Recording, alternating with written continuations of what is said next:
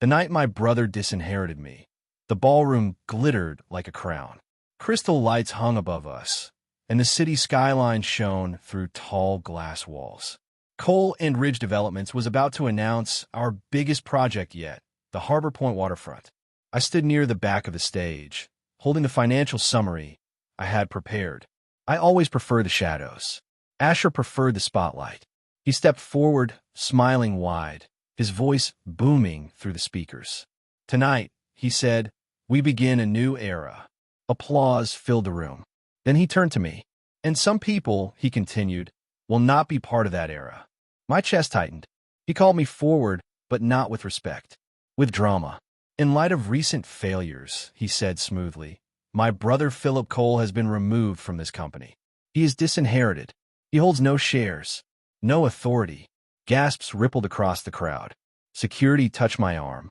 I said nothing, because I knew something Asher didn't. 2. As security walked me past investors and cameras, I felt eyes burning into my back. Some faces looked shocked. Others looked curious. No one looked certain. Asher's voice continued behind me. "Cole and Ridge will now move forward under my sole leadership." The doors closed. Silence swallowed me. I stepped outside into the cold night air. The city lights reflected on the river beside the hotel. I breathed slowly. I wasn't angry. I was disappointed. Our father had warned me this might happen. 3 years before he died, he called me into his study. His voice was weaker then, but his eyes were sharp. "Philip," he said, "your brother has vision. But vision without discipline can destroy everything." He told me he had restructured the company. I didn't argue. I didn't celebrate. I simply signed where he told me to sign. Asher thought he owned the majority shares. On paper, it looked that way. But the controlling interest sat inside the Cole family trust, and I was its sole beneficiary. Tonight, Asher had just broken the one rule that protected him. 3. I did not call a lawyer that night. I did not call the board. Instead, I drove home to the small townhouse I had lived in for years. While Asher bought penthouses, I kept things simple. At midnight, my phone vibrated. It was Ms. Eleanor Grant, our family attorney and trustee of the Cole Family Trust. "I watched the gala," she said calmly. "He removed you publicly?" "Yes." "Without board approval?" "Yes." She sighed softly. "Then Clause 14 activates at dawn." Clause 14 was simple. If Asher attempted to remove me without unanimous board consent, his voting rights would be suspended. Control would revert to the trust. To me. "Are you prepared?" she asked. "I am," I said. At 6 a.m., official notices would be sent to our bank, investors, and board members. By 8 a.m., every corporate account would freeze pending review. Asher thought he had won the stage. He had no idea the real structure lived in documents he never read. 4. At exactly 6:03 a.m., my phone buzzed again. "It's done," Ms. Grant said. By 7:30, I received my first call. "Asher says the bank made a mistake," our CFO whispered. "All outgoing payments are blocked." "It's not a mistake," I replied. At 8:15, our largest investor emailed both of us requesting clarification. At 9 o'clock, the board called an emergency meeting. Asher called me at 9:12. "You think this is funny?" he shouted. "I think you should read the trust documents," I answered quietly. "You have no shares. I never needed public shares." He hung up. By noon, media outlets were reporting internal disputes at Cole and Ridge. I stayed home, reviewing files calmly. I didn't want revenge. I wanted stability. We had 312 employees depending on us. Construction crews, engineers, families. This was never about pride. It was about protecting what our father built with bare hands and sleepless nights. Asher thought control meant applause. Father taught me control meant responsibility. 5. The board meeting began without me physically present. I joined by video, per Ms. Grant's advice. Asher sat at the head of the table, jaw tight, eyes blazing. "I am CEO," he insisted. "This freeze is illegal." Ms. Grant spoke evenly. "The Cole Family Trust holds 51% controlling interest. Upon violation of Clause 14, voting rights revert to Philip Cole." Murmurs filled the room. Asher laughed sharply. "Father would never." I drafted it with him, she said. Silence followed. Board member Thomas Reed cleared his throat. Asher, did you remove Philip without board vote? Yes, Asher snapped. He was dead weight. That admission sealed it. The board voted to recognize the trust's authority. Effective immediately, I resumed executive control. Asher remained CEO in title, but only under oversight. His face turned pale. I spoke then. I will not shut this company down. Projects continue. Salaries remain protected. We meet all obligations. The room relaxed slightly. I wasn't there to humiliate him, but he had humiliated himself. 6. The press grew louder the next day. Headlines asked who truly controlled Cole and Ridge. Asher held a brief conference outside headquarters. He blamed technical misunderstandings. I did not respond publicly. Instead, I visited our Harbor Point site quietly. Hard hats moved across steel beams. Concrete poured into foundations. This project was my work. I secured the land permits, negotiated with the city, balanced the budget. Workers nodded when they saw me. One of them, Miguel, approached carefully. Sir, are we still good? Yes, I said. You'll be paid on Friday. Relief washed over his face. That mattered more than applause. Later that afternoon, I stopped at a small cafe near the hospital district. I needed quiet. I didn't expect to meet someone who would change everything. She bumped into my table by accident, spilling her coffee. I am so sorry, she said quickly. She had warm brown eyes and a tired but kind smile. It's fine, I said. She laughed softly. Long shift. I'm a doctor. That was how I met Dr. Amara Bennett. 7. Amara insisted on buying me another coffee. We sat by the window as rain began to fall outside. She told me she worked in emergency medicine. You see the worst days of people's lives, she said. You learn to stay calm. I smiled faintly. That sounds familiar. She asked what I did. I work in real estate. I answered simply. She didn't ask for details. That felt rare. Most people wanted the spotlight story. Amara wanted the person. When she left for her next shift, she paused. You look like someone carrying something heavy, she said gently. Don't let it crush you. Her words stayed with me. That evening, Asher sent out an internal memo claiming full control again. It contradicted the board's decision. Employees began forwarding it to me. He was fighting the structure blindly. And every time he did, he weakened himself. I scheduled a full board session for the following week. It was time to end confusion. Asher arrived late to the next board meeting. He looked tired. His tie was loose, eyes red. You set me up, he accused before sitting down. I protected the company, I replied. Ms. Grant placed documents in front of every member. The trust was created 5 years ago, she explained. Mr. Cole Sr. feared conflict after his death. Asher's hand shook slightly as he flipped pages. I hold majority shares publicly, he said. Yes, she answered. But voting control belongs to the trust. Always did. He stared at me. You knew? Yes. Why didn't you tell me? Because Father asked me not to. Silence pressed against the walls. The board confirmed my executive authority again. Asher's title remained conditional upon compliance and cooperation. He stormed out before adjournment. I stayed behind. I did not feel victorious. I felt sad. We were brothers before we were executives. 9. The next weeks were tense but stable. Payroll cleared. Suppliers resumed deliveries. Investors relaxed after reviewing the trust documents. Asher stopped speaking to me directly. He communicated through assistants and short emails. He tried to rally department heads privately, suggesting I planned to replace them. Most ignored him. They had seen who handled crises quietly for years. One afternoon, I received a notice that Asher had scheduled a separate investor dinner without board approval. That violated another clause. I warned him in writing. He ignored it. The dinner ended badly. Investors questioned inconsistencies in his projections. Word reached the board quickly. At the next session, his executive authority was reduced further. He slammed his hand on the table. You want to erase me? I want accountability, I said calmly. Afterward, I walked outside the building alone. My phone buzzed. It was Amara. Are you free for dinner? She asked. For the first time in weeks, I smiled without effort. Yes, I said. 10. Dinner with Amara felt normal. She spoke about a young boy she treated that day, how he held her hand before surgery. You learn what matters quickly in my job, she said. What matters? I asked. People, she answered. Not titles. Not applause. People. I told her more about my situation that night. Not everything. Just enough. My brother embarrassed me publicly, I said, but I'm still responsible for the company. She studied me carefully. So what will you do? Protect it, I replied. And him? She asked softly. I paused. I don't know. She nodded. Sometimes protecting someone doesn't look like saving their pride. Her words stayed with me. Meanwhile, Asher filed a formal challenge to the trust in court. He claimed Father was manipulated.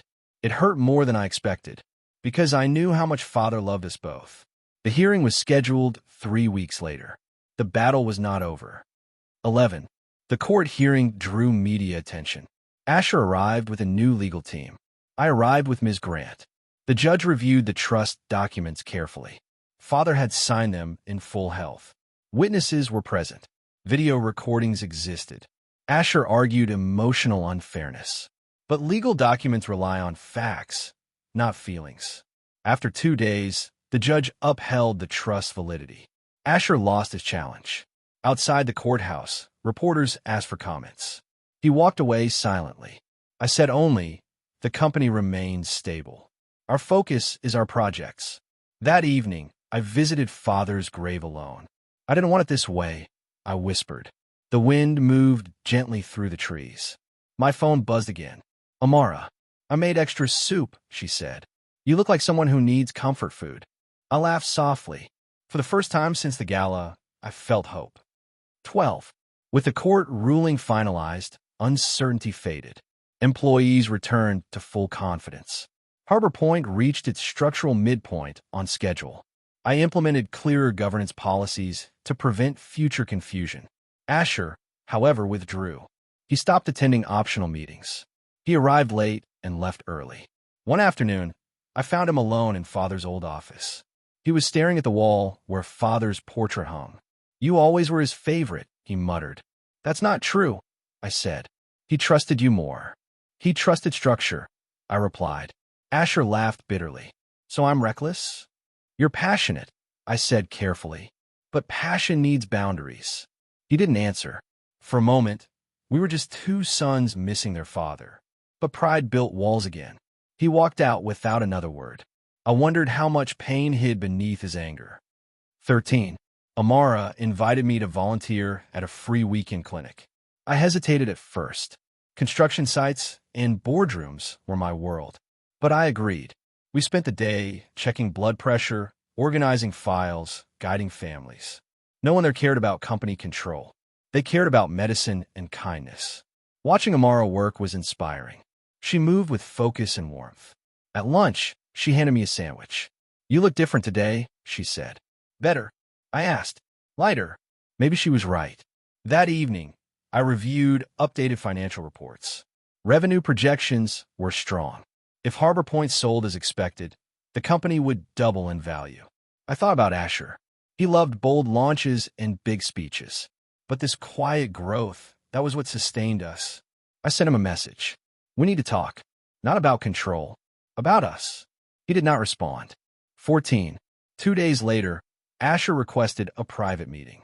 We sat across from each other in the conference room. No lawyers, he said. No lawyers, I agreed. He leaned back. Did you ever plan to use the trust against me? No, I said honestly. It only activates when violated. So, if I hadn't removed you publicly, we would still be working together. He stared at the table. I wanted to prove I could lead, he admitted quietly. You can, I said, but leadership isn't dominance. Silence stretched between us. I thought you looked weak, he added. And now?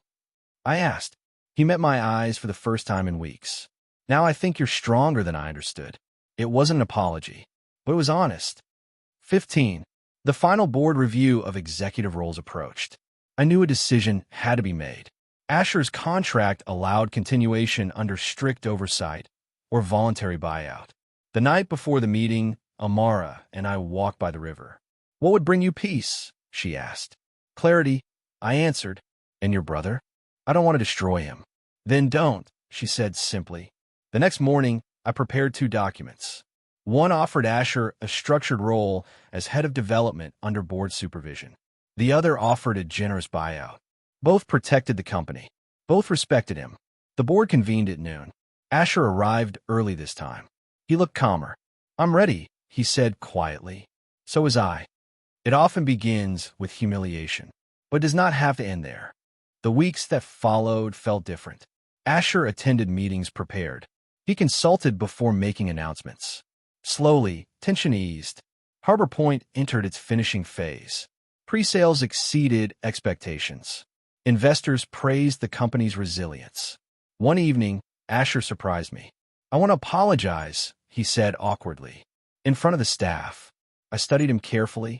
"You don't have to," I said. "I need to." At the next company gathering, he stepped forward. "I acted out of pride," he admitted. "Philip protected this company. I thank him." Applause filled the room. Not loud and dramatic, but sincere. It meant more. Afterward, I texted Amara. He apologized. She replied with a simple heart emoji. Small victories mattered. 18. Harbor Point's grand opening approached. Media requested interviews again. This time, Asher and I stood side by side. He spoke about vision. I spoke about teamwork and structure.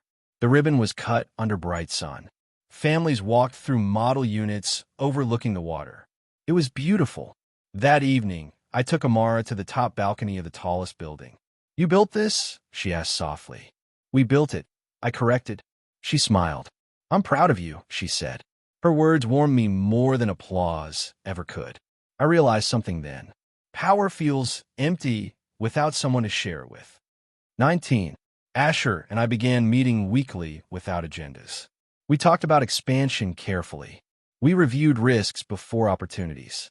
Father's old office no longer felt heavy. It felt guided. One afternoon, Asher laughed suddenly. "What?"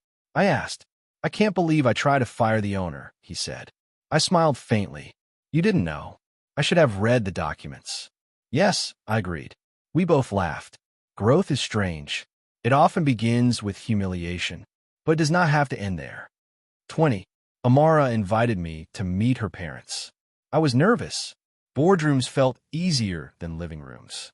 Her mother served tea. Her father asked about my work. I answered simply, "I manage property development." He nodded thoughtfully. "What matters most to you?" he asked. "Responsibility," I said without thinking.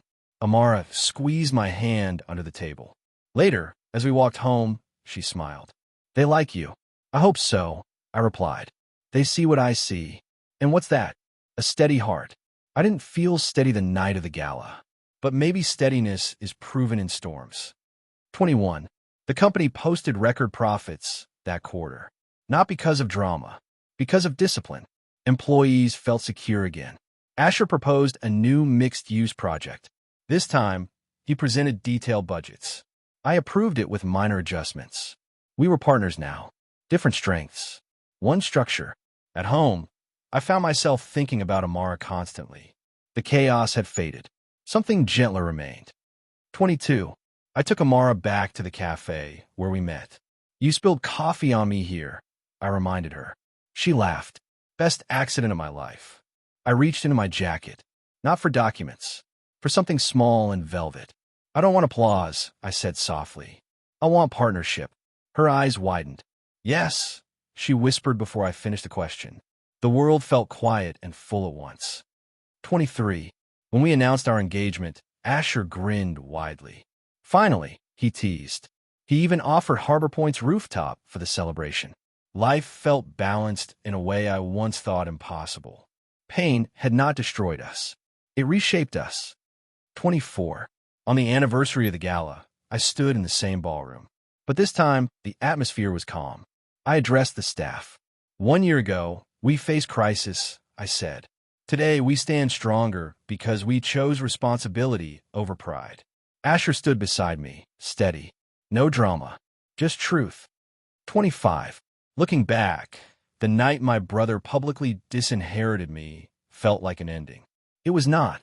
It was a test. Father trusted structure more than emotion. He trusted me to guard it.